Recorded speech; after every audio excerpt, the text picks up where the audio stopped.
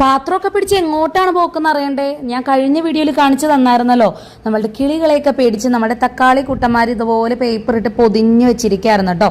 അപ്പം ഇന്നാണെങ്കിൽ നമ്മൾ ബീഫ് വാങ്ങി. അപ്പോൾ ബീഫ് റോസ്റ്റ് ഉണ്ടാക്കാൻ നമ്മുടെ വീട്ടിൽ തന്നെയുള്ള തക്കാളി എടുത്താൽ കൂടുതൽ ടേസ്റ്റി ആയിരിക്കും. അപ്പം അങ്ങനെ പടുത്തിരിക്കുന്ന തക്കാളിയെ പറിക്കാൻ പോണതാണ് ഈ കാണുന്നത്.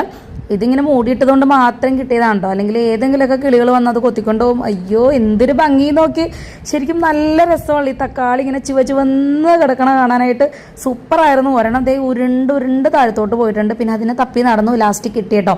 അങ്ങനെ ഒരു 5-6 തക്കാളി കിട്ടി. നമ്മുടെ ഒരു കറിക്കല്ല 2 കറിക്കൊക്കെ യൂസ് ചെയ്യാം കേട്ടോ. അതായത് കറിയിൽ നമ്മൾ കൂട്ടി ഉപയോഗിക്കാൻ. ഒരൊറ്റ തക്കാളി കറി വെക്കാനാണെങ്കിൽ ഇത് മതിയാവും. അതിൻ്റെ ഒരു രുചി വേറെ ഒന്നും തന്നെയാണ് കേട്ടോ. പിന്നെ നമുക്ക് ഒരാളെയും കൂടി പറിക്കാനുണ്ട്. നമ്മുടെ പച്ചമുളക്, തൊട്ടടുത്ത് തന്നെ പച്ചമുളകും കുറേ നന്നായിട്ട് ഉണ്ടായിരിപ്പുണ്ട്. അപ്പം അതിൽ നിന്നും കുറച്ച് വലിയ പച്ചമുളകൊക്കെ നോക്കി പറിച്ചിട്ടു. ഇവിടെ ചുവന്നൊക്കെ കുറച്ച് കിടപ്പുണ്ട്. അപ്പോൾ അത് നമ്മൾ വിത്തിന് വേണ്ടി എടുക്കാമല്ലോ എന്ന് ഓർത്തിട്ടാണ് പറിക്കാതെ അങ്ങനെ തന്നെ ഇട്ടത്.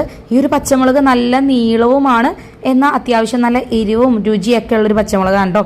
അങ്ങനെ കറിക്കുള്ളതൊക്കെ ആയിട്ടുണ്ട്. ഇനി ബീഫ് റെസിപ്പി അടുത്ത വീഡിയോയിൽ ചെയ്യാം കേട്ടോ. ബൈ.